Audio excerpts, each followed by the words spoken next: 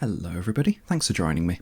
Today I'm tying a simple salmon fly called the Blue Charm, and if you're doing the Fly Dressers Guild award scheme, this is one of the silver grade ties. The hook is a size 4 single salmon hook, and as you can see the eye is made by folding the wire of the hook shank back on itself. This will be important later because we'll need to tie in our materials to fill in that gap. The thread is UTC 70 in black, and for the tail on this fly I'm going to be using some golden pheasant crest feathers. You can see they're a lovely yellow colour. For the tag and the rib, I'm using some gold oval tinsel. And for the body on this fly, we need some black floss. This is unifloss, it's made up of several strands twisted together, but if you untwist it, it lays really nice and flat and makes a lovely body. For the beard hackle, I'm using some blue dyed cock cape, but we want to be using the slightly softer, webbier feathers from underneath the cape, and these have a bit more movement and they're a little bit softer than the stiffer cock hackles. And for the tail, some natural grey squirrel. You can see this has got lovely long fibres, and it cleans and stacks really nicely. So let's get started. I'm going to tie in my thread a couple of millimetres back from the hook eye, and this just defines where I want my head to finish, and I want to leave a little bit of a gap just behind the hook eye. Now to tie in the ribbing material, I'm tying this in just at the back of that folded over hook eye, and this is going to start to help fill up that gap, else we'll have a big step when we come to make the body. I'm taking this down to about level with the hook barb. You can see I've got the length there, and I'm just going to wrap my thread back forwards and park it out of the way. To make the tag, I'm going to do 5 or 6 nice tight touching turns with the tinsel, aiming to create a shiny little gold tag, and I want this to be about the length between the barb and the point of the hook. So I'm happy with that. I'm going to work my thread backwards and come in and secure that tinsel. I'm going to make a few tight wraps over the top, a couple of wraps in front to secure, and then come in with my rubbish old tinsel scissors and snip away the excess. With the tag secured down, I'm going to use the curved sides of a pair of scissors to lightly burnish it, and this just helps smooth out any bits of tinsel that are sticking out after being wrapped and create a nice smooth shiny tag. For the tail, I'm using 2 golden pheasant crest feathers, and I've sized these so that they're about the same curvature as the hook. I'm going to tie these in one at a time, stacking them on top of each other, making sure they're really nice and central on top of the hook shank. I'm going to tack those back all the way down to the base of that tag. Matching it to the curvature of the hook creates a nice effect where the hook shank goes down and the tail comes up and it all looks symmetrical. I think it's something that looks visually very nice on these flies. With those secured down, I'm going to carry my thread back forward, covering up that tinsel, back to the end of the wire that was bent over to make the hook eye.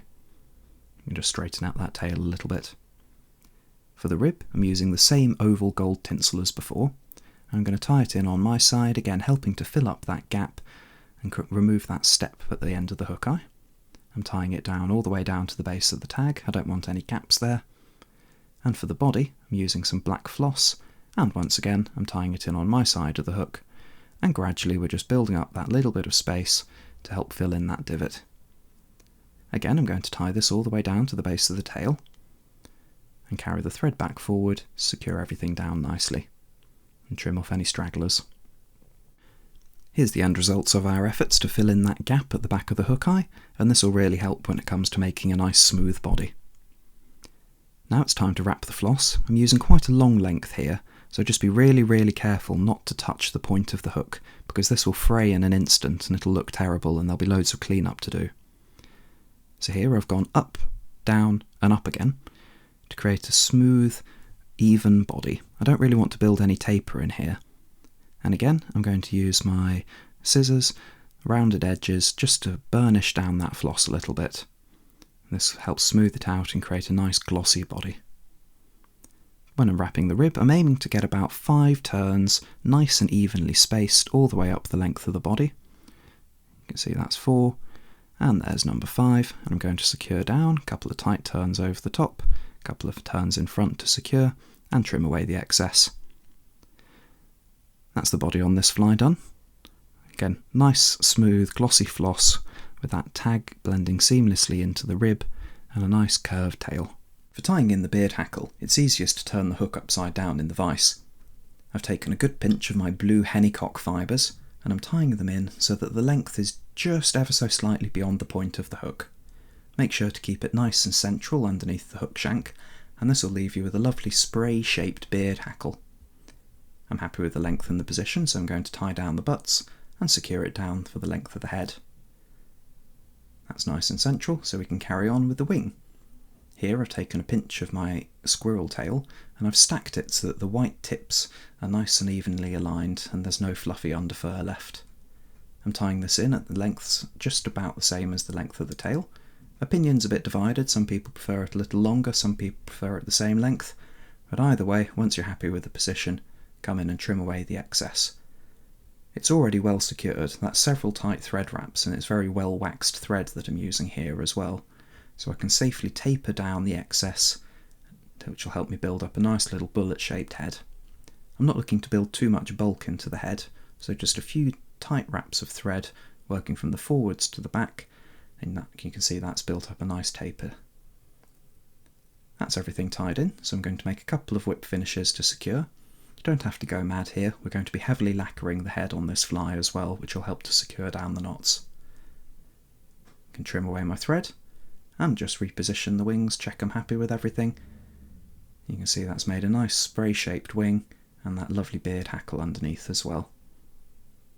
Carefully lacquering the heads of these flies really takes the whole look to the next level. The first coat of varnish will tend to soak into the threads and that helps to secure down the wing and the beard hackle, but the second can build up a lovely, smooth, varnished, glossy finish, and if you do 3, even 4 coats, making sure to give it plenty of time to dry in between, you can actually build up an almost piano lacquer-like gloss finish to the fly. It looks absolutely beautiful. With the varnishing done, that's the fly finished. Here's a little overview, and thank you for watching, and I hope you've enjoyed this little tie. It's an easy salmon fly to tie, but it looks absolutely lovely. It can be very, very effective. Thanks for watching, and I'll catch you next time.